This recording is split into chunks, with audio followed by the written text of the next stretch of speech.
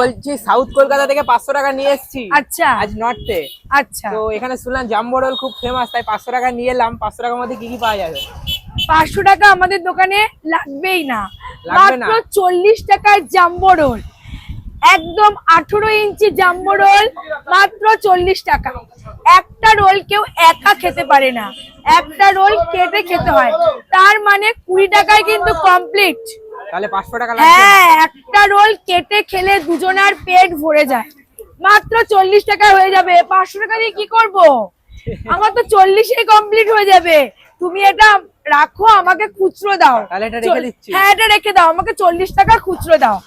খেতে হলে কিন্তু আসতেই হবে পানিহাটি সোদপুর সুপার মার্কেটের মেন গেটের ডান দিকে।